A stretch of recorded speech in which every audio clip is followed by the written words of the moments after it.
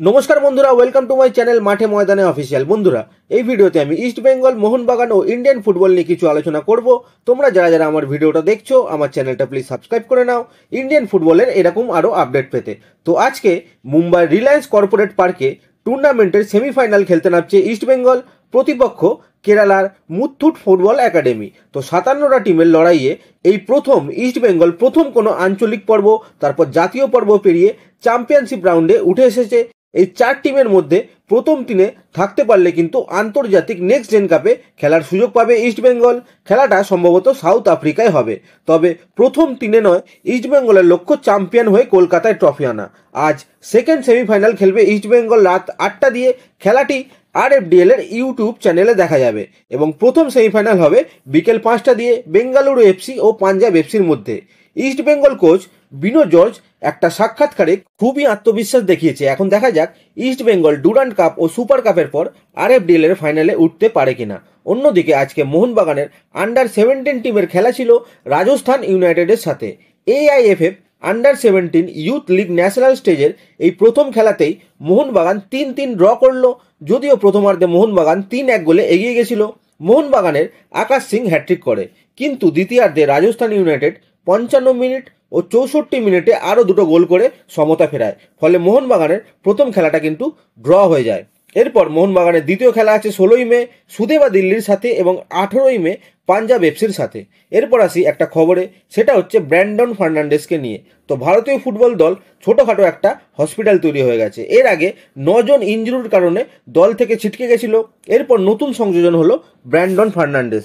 তো ব্র্যান্ডনের একটা নি ইঞ্জুরি হয়েছে, তো সেই ইঞ্জুরি স্ক্যান করার পর ব্র্যান্ডনকে প্রথম দিন রিহ্যাব করান কোচ। তার যা ইঞ্জুরি, প্রথম ওয়ার্ল্ড কাপ কোয়ালিফায়ার ম্যাচে ব্র্যান্ডনের থাকা নিয়ে কিন্তু সংশয় দেখা দিল। এরপর আসি ট্রান্সফার আপডেটে। প্রথমেই বলি বেঙ্গালুরুর মিডফিল্ডার রোহিত কুমারের কথা।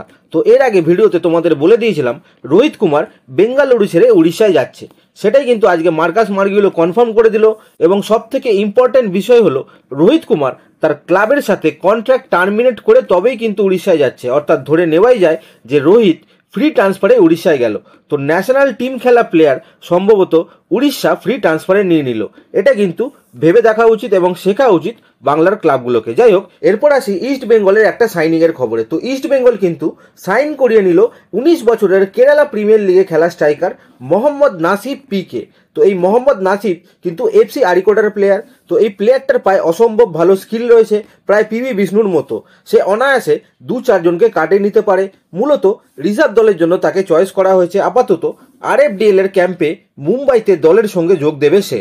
এরপর আসি মোহামেডানের কথায়। তো মোহামেডান কিন্তু সাইন করাতে চাইছে নর্থ ইস্ট ইউনাইটেডের স্ট্রাইকার সোরাইসাম রবিনসন সিংকে। তো 21 বছর বয়সী এই স্ট্রাইকার গত মরশুমে ট্রাউ এফসির হয়ে খেলেছে এবং আই লিগ এসে 4টে গোল এবং 3টে অ্যাসিস্ট করেছে।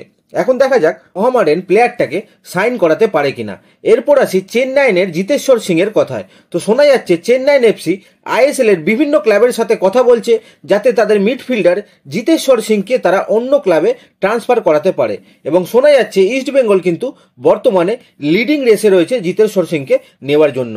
ইস্ট বেঙ্গলের এখন CDM পজিশনের প্লেয়ার লাগবে। তো মার্কেটে অ্যাভেলেবেল যে কোনো ভালো প্লেয়ার দেখলেই ইস্ট বেঙ্গল কিন্তু টার্গেট করবে। সেখান থেকে জিতেশ্বরকেও নেওয়ার জন্য ঝাঁপিয়েছে ইস্ট বেঙ্গল। এখন শোনা যাচ্ছে কথাবার্তা কিন্তু অনেক দূর এগিয়েছে। এটা হচ্ছে আপাতত মার্কেটের খবর, কিন্তু আমার একটু অন্য মতামত আছে। আমার মনে হয় খবরটা সত্যি নয়, এটা আমার পার্সোনাল মতামত। কেননা জিতেশ্বরের সাইন চেন্নাইতে হয়ে গেছে, সেখান থেকে তারা জিতেশ্বরকে সেল করবে বলে আমার মনে হয় না। যাই হোক, খবরটা বেরোলো বলে একটু শেয়ার করলাম তোমাদের সাথে। এখন দেখা যাক জিতেশ্বরকে ইস্ট বেঙ্গল সাইন করায় কিনা। এরপর আসি জয় গুপ্তার কথায়। তো জয় গুপ্তা মোহনবাগানের কোনো অপশানেই নেই। যেটা বলা হচ্ছিল জয় গুপ্তা মোহনবাগানে সাইন করতে চলেছে, সেটা কিন্তু সত্যি নয়। আজকে খবরটা বেরিয়ে এসেছে মোহনবাগান জয় গুপ্তার জন্য কোনো রকম ইনকোয়ারি করেনি। আপাতত যা পরিস্থিতি তাতে করে জয় গুপ্তার মোহনবাগানে আসার কোনো চান্সই নেই বলেই মনে হয়। তো আজকের ভিডিওতে এতটুকুই। দেখা হচ্ছে আবার পরের ভিডিওতে। নমস্কার।